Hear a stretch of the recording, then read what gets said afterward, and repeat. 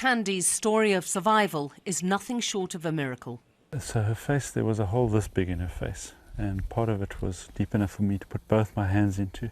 So that hole has now shrunk to something about that big, and it's filled up completely. We're left with a scab which is receding, it's shrinking visibly week by week. But 18 months ago, poachers were here, and Tandy's future looked dire. She was lying barely alive and had lost a lot of blood. She and 2 other white rhinos, their horns brutally hacked off by thieves, were in a terrible state. The first vet on the scene was William Foles, and he wasn't about to lose 3 rhinos, giving her antibiotics, painkillers, vitamins and an antidote to reverse the effects of the poachers' tranquilizers.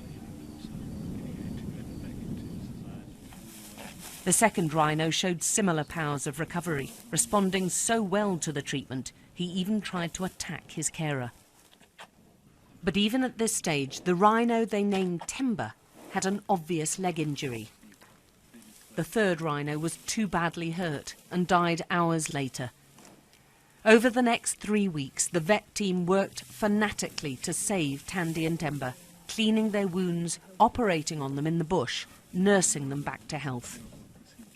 South Africans responded in their thousands, sending money to the game reserve and begging to help in the rhino's recovery. The vet team, led by William, even performed pioneering skin grafts to patch up the horn hole. But 24 days after being attacked, Timber was found drowned in a water pool. Internal injuries were blamed. The vet team was devastated, none more so than William Foles. I feel so broken.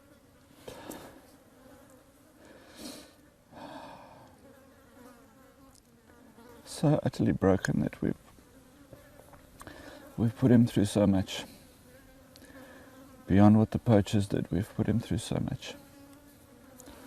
And we haven't succeeded. We haven't been able to give him that life that he deserves. You need to take the story of Timber, who hasn't made it, and the story of Tandy, who will make it, and you need to tell the world what these animals are going through. Tandy is the one who pulled through, who lived through the poaching. She now has a mate whose horn has also been removed to ensure he isn't a poaching target and to protect Tandy from him. What I witnessed when we were taking her through those treatments was this incredible will to survive. She just fought and fought and fought. You know, we would never have subjected her to as much as we did if we felt that she was giving up, and she just kept on bouncing back no matter how many procedures we threw at her. She just kept on coming back, and her response in between procedures was amazing. It was such an education for us to see an animal really want to live. Now Tandy's story is being taken to Vietnam and China in an attempt to show the 2 biggest markets for rhino horn of the devastating consequences of poaching and how one white rhino defied the odds. Alex Crawford, Sky News in the Eastern Cape, South Africa.